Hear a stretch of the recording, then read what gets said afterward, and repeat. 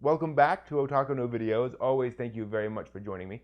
Where today I'm talking about Mobile Suit Gundam, the 8th MS team. This is an OVA released in the late 90s, actually over the course of 3.5 years.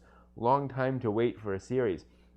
And it was 11 episodes, but it was also partly because the director sadly passed away partway through production, and so another director stepped in to complete it.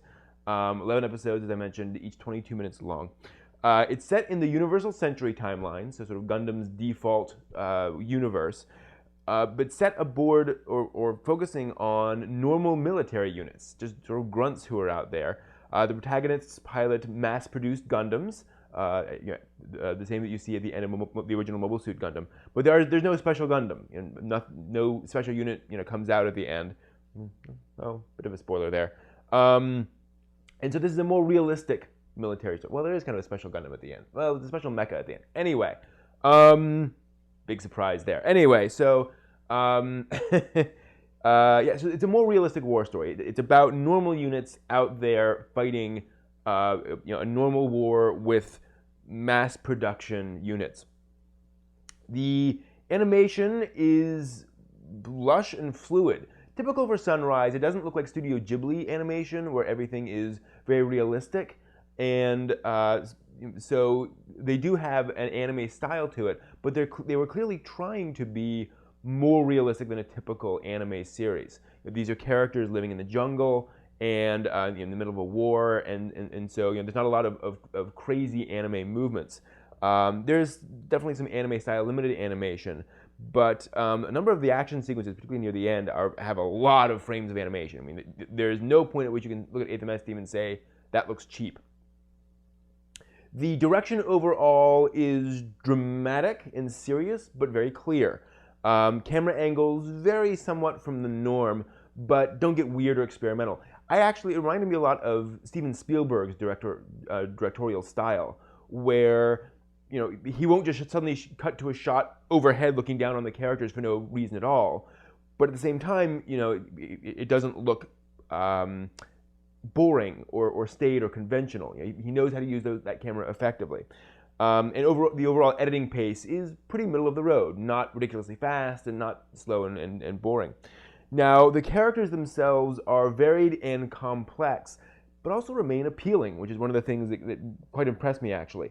The good guys are easy to root for, and the bad guys are clearly bad guys. It actually reminded me of original Mobile Suit Gundam and the Zabi family, where you're intrigued by them. They're complex, there's a lot going on within that family, but they're clearly villains. You're not rooting for them. So similar kind of dynamic here, where each character is clearly denoted, but has depth to them. Kind of like Shakespeare, actually. Not that this is Shakespeare, but actually the story does have some Shakespearean feel to it in terms of the overall structure. The protagonist, Chiro Amada, in particular, deserves mention. He's this charismatic leader. He's actually brought in to lead his squad at the beginning of the series, so you get to see them all sort of meet each other and sort of bond over the course of the series. And he earns their respect for the fact that he is friendly and approachable and nice outside of combat, and just a very level-headed person. And inside of combat and within that cockpit, he is just no nonsense and let's go ahead and get this done. He's not curt or nasty or anything. It's just hey, we're fighting now. Just cut the chatter. Put any of that other problems you have aside and let's focus on the mission. So he clearly understands his priorities and clearly understands just what's appropriate and what's not, which again is very nice. He's very clear-eyed, which, again, kind of amazing for an anime character. It's one thing I like about 8th MS team is that the characters are all late teens or adults, so it's a very adult story. And Gundam can be cheesy a lot of the times, but 8th MS avoids a lot of that cheesiness. The characters, some of them have issues, but they're all dealing with life and dealing with things that they need to deal with. And some of them can be blockheads now and again, but it's not anime idiocy, or cliched anime idiocy, if you will. Now, the first half of the story is a bit slow as it's establishing the characters. Nothing wrong there, it's just you have to understand that they spend a lot of time figuring out and working on the characters in that squad. So there's tensions and things within that, and that's, I think, important for for the latter half of the series. So you just have to be aware of that and understand it's not going to be rock'em sock'em action the whole way through the first half. Then it accelerates in the second half. And there is sort of the star-crossed lovers storyline that I felt was a bit much. Felt a little sort of over-the-top Shakespearean, if you will. It's not crazy, but it's one of those things where it stretched believability, a little bit, but that's fine. A little romanticism in Gundam is not a bad thing. The dialogue actually is one interesting thing. Is the fact that it feels quite realistic. I mean, in a story dealing with grunts in war and just what it's like to be out there in kind of in the middle of nowhere, not knowing if you're going to survive the next day. It's important for the dialogue to have a certain feeling to it. And there are paramilitary guerrillas around, and of course, bad guys and so forth. So, establishing those voices really helps with the realism, and they do. The dialogue does feel realistic in that sense, and it's one of the things that really sets 8th MS team apart is the fact that it is about grunts, and when Mecha gets busted up, you don't just have it magically repaired the next day. You have to send for a spare, and you don't have a lot of supplies out here.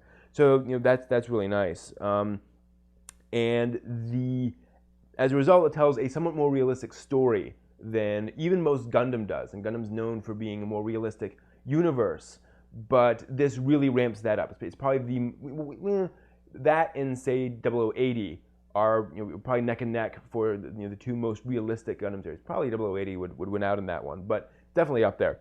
One other nice thing about 8th MS team is the voice acting. Both the English and the Japanese dubs are very effective at getting across these characters.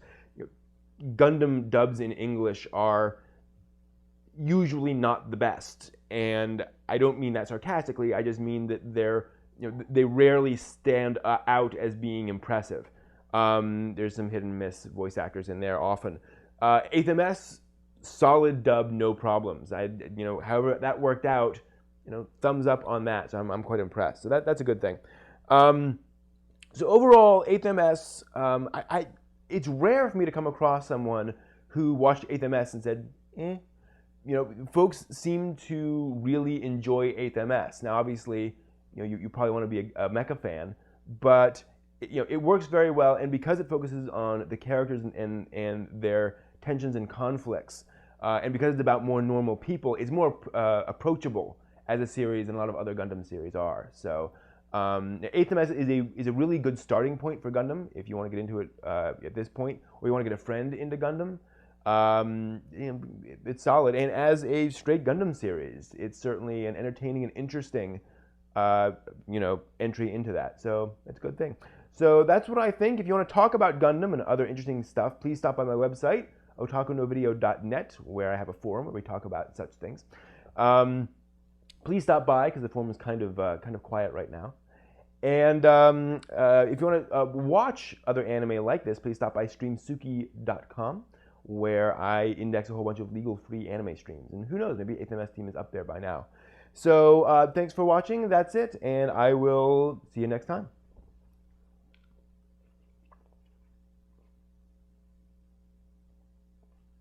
With a head?